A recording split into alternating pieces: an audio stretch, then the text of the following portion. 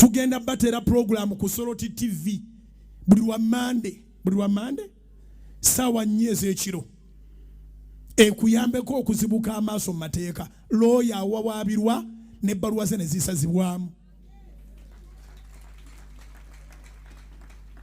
lawyer awawaabirwa naye ignorance etudde buli wantu amaanyi ga Katonda mu nsi tegabuzeemu naye Katonda agamba mu Koseya essuula 4 olunyiriri olw'omukaaga nti abantu bange bazikiridde olw'okubulwa okumanya. Tewali atawawaabirwa ne dokita awawaabirwa. Dokita teyafuna license ya kutta bantu. Era mu mawanga agaakulaakulana nga na lino lirimu kudduka kukulaakulana omwana wo tamala gafa mu lubuto ne gw'ozadde tamala gafa n'omuzadde tamala gafa ripooti ebeerawo nga yeegoberera bwe yamaze okuzaala lwaki yabuliidinze paka kufa dokita ne yamukozeeko ebyafaayo biraga history alaga nti okutuuka we yazaalidde tewaliwo nsonga yabadde emuleetera musaayi kuvaayo nga mungi.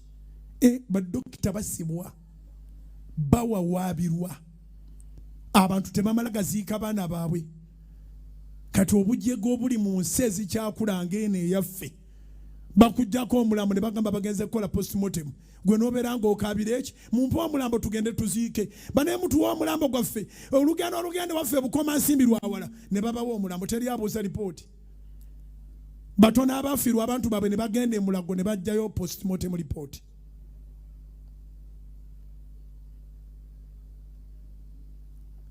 So buli lwakuna mulindeeko katono nnyo buli lwa Monday buli wa Monday mulindeeko katono tufumbe bulungi program y'amateeka tugireete nga ddala y'amateeka. Soroti Media eriwo okuyamba muntu wa bulijjo alabe gy'alaga. Soroti Media eriwo okuyamba muntu wa bulijjo alabe gy'alaga. So tumaze okirangirira kifuyiddwako empewo every Monday 10 to 11 tuyinza okitandika ng'omwaka ompya gutandika. Tulina bye tupulaninga nga byonna biri mu mwaka gujja.